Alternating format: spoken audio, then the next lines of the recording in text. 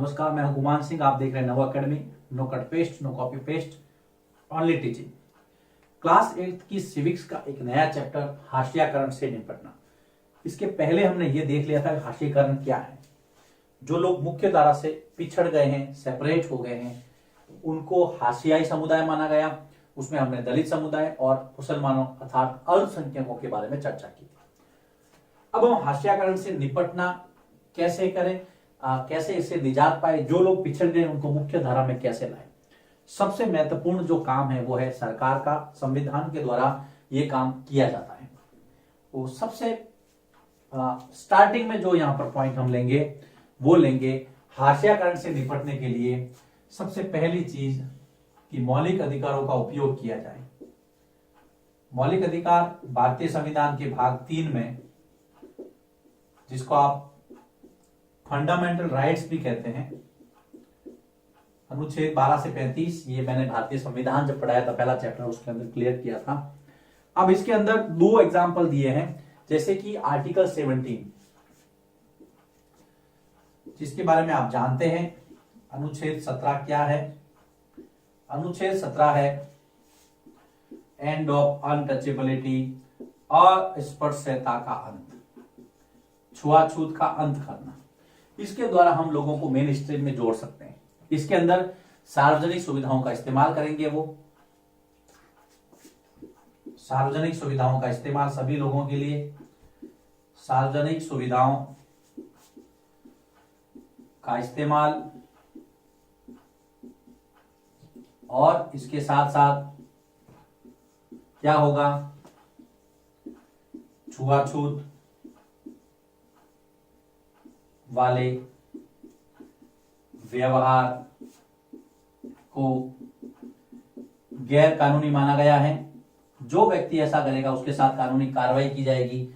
Article 17 का उपयोग हम लोगों को मेन स्ट्रीम में लाने, हाशियाकरण से निपटने के लिए करेंगे। दूसरा आर्टिकल है आर्टिकल 15। अनुच्छेद 15 क्या कहता है? कि धर्म, जाति, रंग, नस्ल, जन्म स्थान के आधार पर भेदभाव नहीं होगा। यह आर्टिकल 15 कहता है। इसके द्वारा भी हम लोगों को मुख्य धारा में जोड़ सकते हैं। कानून तो बना दिया, कानूनों को लागू करवा करके लोगों के साथ समानता का व्यवहार करवाना। सरकार का ध्यान, ये तो हो गया। दूसरा, अब पहला ये मौलिक अधिकारों का उपयोग करके, दूसरा सरकार का ध्यान मौलिक अधिकारों के क्रियान्वयन, मौलिक अधिकारों के क्रियान्वयन की ओर खींचना। सरकार को यह बताना कि मौलिक अधिकार तो दे दिए हैं, उनको लागू करवाइए। तीसरा, मौलिक अधिकारों से संबंधित कानून निर्माण करवाना। सरकार को यह बताना कि आप ऐसा कानून बनाइए। मौलिक संविधान नहीं, सॉरी, मौलिक अधिकार है ना। तो मौलिक अधिकारों से संबंधित कानून निर्माण करवाना। कानून, मौलिक अधिकारों का क्रियान्वयन तो है ही, लेकिन यह है मौलिक अधिकारों से संबंधित कानून भी बनाना है पहला। अब और क्या है? जो अल्पसंख्यक समुदाय है, चौथा, अल्पसंख्यक समुदायों को या के शिक्षा व संस्कृति के अधिकार की रक्षा करना। कौन करेगा?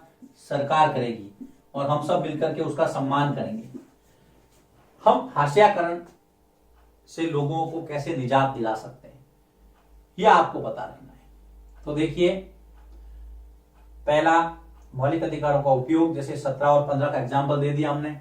सरकार का ध्यान मौलिक अधिकारों को क्रियान्वयन की ओर खींचना, मौलिक अधिकार से संबंधित कानून बनवाना, और अल्पसंख्यक समुदाय, क्योंकि हमने देखो पिछले चैप्टर में जो डिस्कस किया था दो ही किया था, दलित समुदाय और अल्पसंख्यक समुदाय, तो दोनों का यहाँ पर हमने जिक्र किया है, पहला, दूसरा, फिर ये तीसरा बिंदु और फिर ये चौथा बिंदु। अब यहाँ पे फैक्ट दिया है कि दलित का मतलब क्या होता है। दलित का मतलब है दबाया कुचला हुआ। दलित का मतलब दबा हुआ या कुचला हुआ, टूटा हुआ, 7th में हमने पढ़ा था, जो कि हाशिए पर आ गया है, उसको अब मेन स्ट्रीम में जोड़ना है। हाशिए तबकों के लिए कानून सर्वेक्षण पर आधारित होते हैं, बहुत सारी समितियां बनती हैं, उनकी सिफारिश होती है और उसके बाद में लागू होते हैं। अब देखिए एक और टर्म है यहां पर, सामाजिक न्याय। अगर आपने भारत की प्रस्तावना, संविधान की प्रस्तावना पढ़ी हो तो उसमें सामाजिक न्याय शब्द आता है, आप देखिएगा, ढूंढिएगा। सामाजिक न्याय, सामाजिक न्याय कब होगा? जब आप समाज के सभी हिस्सों को, समाज के सभी वर्गों को, जो लोग पिछड़ गए हैं उनको सबके समकक्ष लाने की कोशिश करेंगे। जनजातियों को, दलितों को, पिछड़े वर्गों को, उनको विशेष सुविधाएं दी जाएगी समाज के मुख्य धारा में जुड़ने के लिए ना, समाज की मुख्य धारा में जुड़ने के लिए किस किस को? दलितों को, पिछड़ों को और अल्पसंख्यकों को, जो माइनॉरिटीज है, अल्पसंख्यकों को विशेष सुविधा या विशेष प्रावधान देना। और ये जो है अभी हम अगले बोर्ड वर्क में देखते हैं कि क्या क्या दिया जाता है सामाजिक न्याय के तहत। समाज की जो मेन स्ट्रीम है उसमें कैसे हम इनको लाए। देखिए अभी हमने चैप्टर शुरू किया है, शुरुआत में हमने ये देखा हाशियाकरण से निपटने के क्या क्या तरीके हो सकते हैं, क्या क्या तरीके हम अपना सकते हैं। तो सबसे पहले मौलिक अधिकारों का उपयोग करना, जिसमें आर्टिकल 17 और आर्टिकल 15 का हमने एग्जाम्पल दिया है, 2 एग्जाम्पल दिए, याद रखना। फिर सरकार का ध्यान मौलिक अधिकारों के क्रियान्वयन की ओर, कि खाली कानून ही नहीं बनाए, उसको क्रियान्वित भी करें। तीसरा, मौलिक अधिकारों से संबंधित कानून बनवाए। मौलिक अधिकार तो अपनी जगह है, लेकिन उसको लागू करने के लिए अगर आपको कोई कानून बनाना है तो वो भी बनाए। चौथा, अल्पसंख्यक समुदाय के लिए शिक्षा और संस्कृति के अधिकार की रक्षा करना। फिर हमने देखा दलित का मतलब क्या होता है, दबा हुआ या कुचला हुआ। उसके बाद में सामाजिक न्याय को कैसे लागू करें, सामाजिक न्याय क्या है, तो समाज की मुख्य धारा में जुड़ने के लिए दलितों, अल्पसंख्यकों और पिछड़ों को विशेष सुविधा कैसे दी जाए, उसके बारे में हम 1-2 उदाहरणों से चर्चा करेंगे। लिखिए इसको, फिर हम आगे बढ़ते हैं। अब सामाजिक न्याय की जो बात हम कर रहे थे, सामाजिक न्याय के लिए सरकार ने क्या क्या प्रयास किए हैं कि जो पिछड़े हैं, जो दलित हैं, उनको हम मुख्य धारा में कैसे जोड़े। तो देखिए, एक तो सबसे पहला हम फैक्ट ये देखते हैं कि विशेष सुविधाएं देकर के जनजाति, दलितों और पिछड़े, है ना, जनजाति, दलित तथा पिछड़े वर्गों के लिए क्या है, रियायत दी जाती है।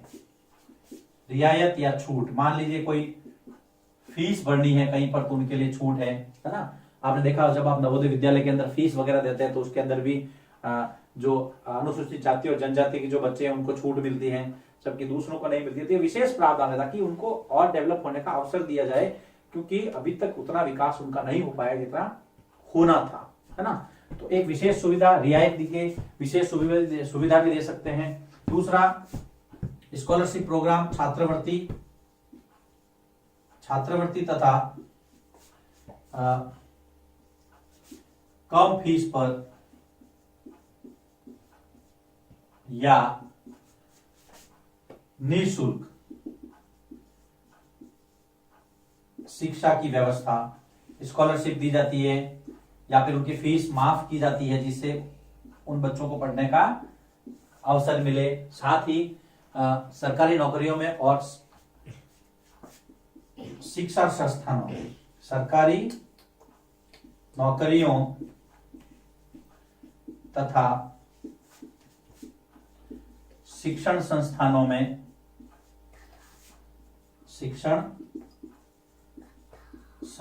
में दलितों को, पिछड़ों को और अब तो कमजोर आर्थिक वर्ग वाले जो है ना, कमजोर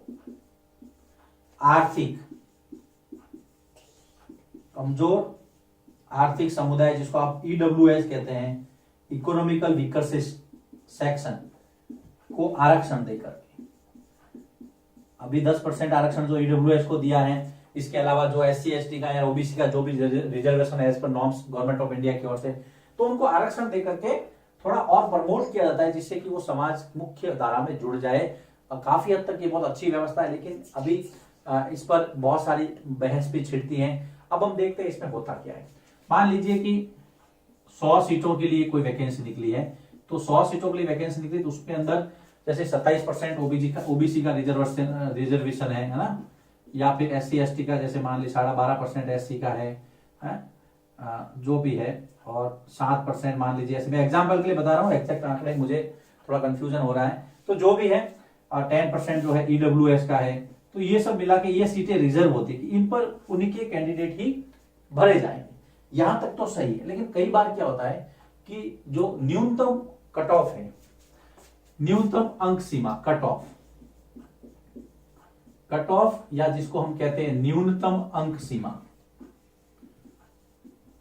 ये यहां पर विवाद होता है। विवाद कहां होता है, जैसे मान लीजिए कि एमबीबीएस वगैरह ऐसे एग्जाम्स के लिए तो न्यूनतम कट ऑफ रखा है, लेकिन दूसरे जितने भी बहुत सारे एग्जाम्स वगैरह, जैसे मान लीजिए कि टीचर का एग्जाम हुआ है ना, टीचर के एग्जाम के लिए अलग अलग जो कट ऑफ आई, जनरल, एससी, एसटी, ओबीसी, इसमें भी अलग अलग सब कैटेगरीज होती हैं। मान लीजिए जनरल का जो लास्ट बच्चा सेलेक्ट हुआ वो 60 अंक का हुआ है ना, ओबीसी का जैसे मान सपोज के लिए, इसको कोई अन्यथा नहीं ले, ये मैं एग्जाम्पल के लिए आपको समझा रहा हूँ कि विवाद कहाँ होता है, मैं वो बता रहा हूँ। ओबीसी के मान लीजिए जैसे मान लीजिए कि 57% रही, लगभग बराबर रहती है ना, ये मान लीजिए 52% रही, या ये मान लीजिए आपके 48% रही, जैसा भी है। अब कई बार क्या होता है, इसमें जो सब कैटेगरी होती है ना, या फिर कैटेगरी के अंदर कई बार इतनी डाउन रहती है मेरिट, जब कैंडिडेट नहीं मिलते हैं, तो उसमें क्या होता है कि मान लीजिए 8 अंक, किसी के 8 अंक आए 100 में से, और उसका चयन हो जाता है। अब हम क्लास के अंदर क्या होता है बेटा, मान लीजिए इसका 33% मार्क्स है, उससे कम है, उसको फेल माना जाता है। लेकिन यहां पर जिसके 8 अंक आए उसको नौकरी मिल रही है, तो आप ये समझिए, मान लो वो टीचर है, तो 8 अंक, जिसने 100 में से 8 अंक प्राप्त किए हैं, उससे आप क्या उम्मीद रखते हैं कि वो क्लास में जाकर के बच्चों को पढ़ाएंगे। तो यहां पर ये विवाद हो रहा है। तो कई लोगों का ये मानना है कि जो न्यूनतम कट ऑफ है वो सरकार को डिसाइड कर देनी चाहिए हर एग्जाम के लिए, कि भाई 100 में से कम आपको 40 अंक तो लाने ही लाने हैं, अदरवाइज आप उसके लिए डिस्क्वालीफाई। और काफी हद तक मैं इसको सही भी मानता हूं, क्योंकि देखिए अल्टीमेटली आपका जब एकेडमिक स्ट्रांग होगा, आपको जब, अब मान लीजिए मैथ्स का एग्जाम है, ठीक है, अब टीचर के लिए एग्जाम हुआ, अब कई बच्चों के मैथ्स में -4 अंक आते हैं, क्योंकि माइनस मार्किंग होती है, -4 अंक, और उसको सफल घोषित किया जाता है और वो उसको नौकरी मिल जाती है। अब जो -4 जिसके गणित में है भाई, वो क्या पढ़ाएगा, ये बताओ। जिसके 100 में से, 200 में से, 300 में से, ये हकीकत ये कई जगह के किस्से हैं। तो ऐसे में सरकार को यह है कि भाई न्यूनतम कट ऑफ, मान लीजिए आप ज्यादा नहीं रखे, तो 100 में से 40 अंक जिसके आए, तो न्यूनतम कट ऑफ इतना लाना आपको जरूरी है। तो ये बहस सरकारी पॉलिसी का मैटर है, और आरक्षण बहुत अच्छी सुविधा है। जो लोग पिछड़े हैं उनको आगे लाने के लिए सरकार का बहुत अच्छा स्कीम है, और मुख्य धारा में काफी परिवार जुड़े हैं। लेकिन कहीं कहीं मिसयूज होता है, तो सोसाइटी को नुकसान नहीं है। तो ये है आरक्षण की व्यवस्था। न्यूनतम कट ऑफ, कम से कम कितने अंक लाए कि उसको योग्य घोषित किया जाए, ये व्यवस्था कहलाती है न्यूनतम कट ऑफ की। तो हमने देखा कि सामाजिक न्याय कैसे कैसे आप, सरकार क्या प्रयास करे सामाजिक न्याय के लिए, तो आप लिख सकते हैं कि देखिए, जनजाति, दलितों और पिछड़ों के लिए रियायती या छूट दी जाती है। दूसरा, स्कॉलरशिप प्रोग्राम द्वारा कम फीस पर और निःशुल्क शिक्षा दी जाती है। जैसे तीसरा, सरकारी नौकरियों में और शिक्षण संस्थानों में प्रवेश के लिए दलितों को, पिछड़ों को, कमजोर आर्थिक समुदाय जिसको ईडब्ल्यूएस कहा गया है, इसको आरक्षण दिया है। तो ये बहुत अच्छी व्यवस्था है। फिर ये कट ऑफ था जितना मैंने आपको जानता था मैंने आपको बताया।